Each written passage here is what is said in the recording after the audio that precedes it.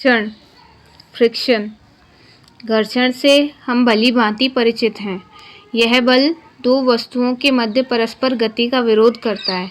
घर्षण बल सदैव गति की दिशा के विपरीत दिशा में लगता है। हम जानते हैं कि खुरदरी सड़क की अपेक्षा कांच के समान चिकनी सतह पर कोई गेंद अधिक दूरी तक चलेगी। खुरदरी सड़क की अपेक्षा डामर की सड़क पर साइकिल चलाना आसान है। सतह को चिकनी करके घर्षण को कम किया जा सकता है, किंतु घर्षण को शून्य नहीं किया जा सकता है। वायु में गतिशील वस्तुओं पर भी घर्षण कार्य करता है। अब हम दो सतहों के मध्य लगने वाले घर्षण बल की निर्भरता पर विचार करेंगे। सीमांत घर्षण, लिमिटिंग फ्रिक्शन। एक ईंट को मेज पर रखकर अपनी उंगली से इसे धकेलने का प्रयत्न कीजिए। प्रारंभ में जब बल का मान कम होता है, ईंट नहीं खिसकती है। इस समय ईंट पर लगाया गया बल एवं इस पर लगा घर्षण बल दोनों आपस में संतुलन में तथा एक दूसरे के विपरीत दिशा में हैं। जैसे जैसे ईंट पर हम लगाए गए बल को बढ़ाते हैं, घर्षण बल भी साथ साथ बढ़ता जाता है और एक स्थिति में जब लगाए गए बल को एक सीमा से अधिक बढ़ाया जाता है, ईंट खिसकने लग जाती है। उस बल का परिमाण जो ईंट को खिसकने मात्र के लिए पर्याप्त है, अर्थात न इससे अधिक और न कम, सीमांत घर्षण कहलाता है।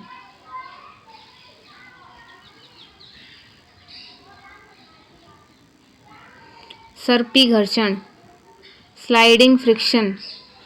जब कोई वस्तु किसी दूसरी वस्तु पर के धरातल पर खिसकती हुई चलती है तो दोनों धरातलों के मध्य के घर्षण को सर्पी घर्षण कहते हैं। सर्पी घर्षण तब तक क्रिया करता है जब तक दोनों वस्तुओं को सापेक्ष गति होती है। वस्तु पर से बाह्य बल हटा लेने पर भी घर्षण बल क्रिया करता रहता है। परिणाम स्वरूप वस्तु का वेग कम हो जाता है और अंत में वस्तु विराम अवस्था में आ जाती है। लोटनी घर्षण, रोलिंग फ्रिक्शन। ईंट को चित्र में बताए अनुसार 3 या 4 बेलनाकार रोलरों जैसे पेंसिल या लोहे के पतले बेलनाकार टुकड़ों पर रखकर धकेलने पर हम पाते हैं कि इस बार ईंट को खिसकाना आसान है। रोलरों एवं पहियों पर गति करने वाली वस्तुओं की स्थिति में घर्षण को लोटनी घर्षण कहते हैं।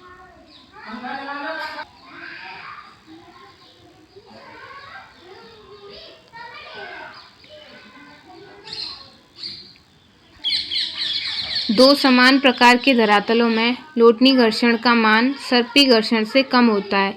अतः मशीनों में पहियों और रोलरों का उपयोग करते हैं।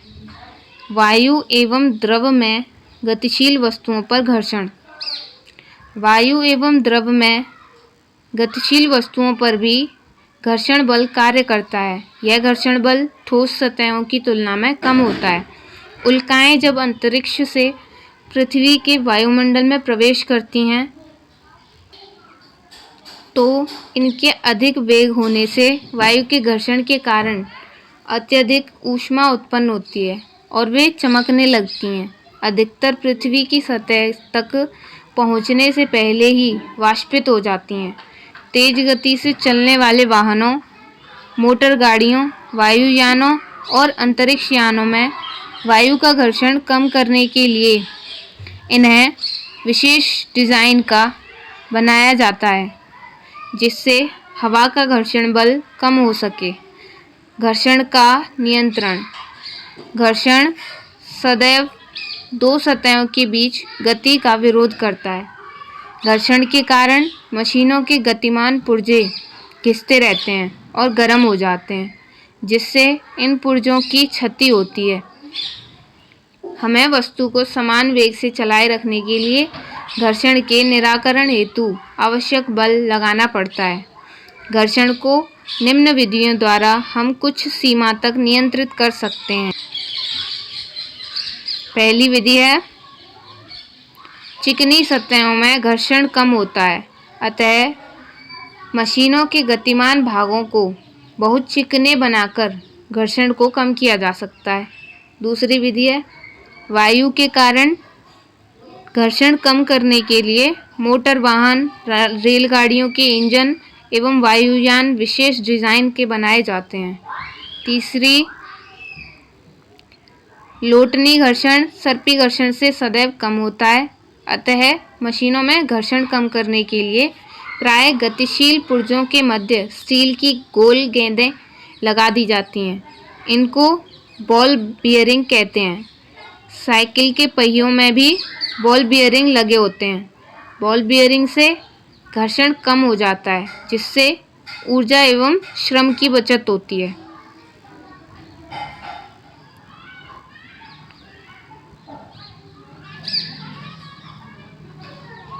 स्नेहक लुब्रिकेंट घर्षण बल कम करने के लिए कुछ विशेष प्रकार के पदार्थ भी काम में लिए जाते हैं। इन पदार्थों को स्नेहक कहते हैं। स्नेहक ठोस, द्रव या गैसीय अवस्थाओं में हो सकते हैं। हल्की मशीनों यथा साइकिल, घड़ियों में स्नेहक के रूप में पतले तेल का उपयोग करते हैं, जबकि भारी मशीनों में गाढ़ा तेल या ग्रीस का उपयोग किया जाता है। जब स्नेहक को दो गतिमान सतहों के बीच में डाला जाता है तो स्नेहक के कण उन सतहों के असमान भागों के बीच चले जाते हैं और दोनों के बीच एक पतली परत बना लेते हैं। गति अब इन परतों के बीच होती है, अतः घर्षण कम हो जाता है। स्नेहक के रूप में संपीड़ित वायु का भी उपयोग करते हैं। मशीनों के गतिशील भागों के मध्य उच्च दाब पर वायु प्रवाहित की जाती है, जो घर्षण बल को कम करने के साथ साथ मशीनों के धूल कणों को जमने से रोकती है। इसी प्रकार कैरम बोर्ड पर छिड़का पाउडर भी स्नेहक का काम करता है। कैरम बोर्ड खेलते समय उस पर पाउडर डाला जाता है।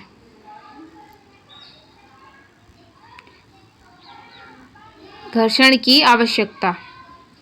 यद्यपि घर्षण बल मशीनों में ऊर्जा का क्षय कर मशीनों की दक्षता कम करता है, परंतु कई स्थितियों घर्षण को बढ़ाने की आवश्यकता होती है। घर्षण बढ़ाने के लिए माचिस की डिब्बी व तीलियों को खुरदरा बनाया जाता है, जिससे तीलियां रगड़ से आसानी से जल सकें। चलते समय जब हम पाँव उठाकर आगे रखते हैं तो दूसरे पाँव घर्षण के बल के कारण ही प्रतिक्रिया बल पीछे खिसकने से रोकता है। इसी प्रकार किसी वाहन आदि का पहिया जब आगे बढ़ता है तो पहिया पीछे की ओर बल लगाता है। घर्षण बल के कारण जो प्रतिक्रिया बल उत्पन्न होता है वह उस पहियों को पीछे फिसलने से रोकता है, जिससे पहिया लुढ़क कर आगे बढ़ता है। यदि घर्षण बल कम हो, जैसा कभी कभी रेत या कीचड़ में होता है, तो बल लगाने पर पहिया उसी स्थान पर घूमता रहेगा। बालू, मिट्टी एवं कीचड़ में प्राय यह घटना हमको देखने को मिलती है। वाहनों के टायर घर्षण बढ़ाने के लिए खुरदरे बनाए जाते हैं, जिससे उनकी सड़कों पर पकड़ बढ़ जाती है, जो उन्हें फिसलने से रोकता है। घर्षण बल के कारण ही ब्रेक लगाकर वाहन को रोका जा सकता है।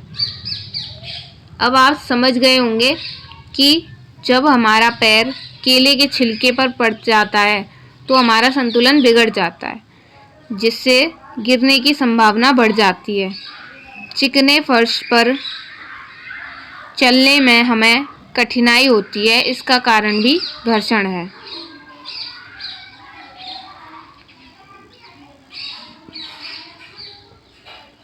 घर्षण के लाभ एवं हानियाँ। Advantages and disadvantages of friction. घर्षण के लाभ।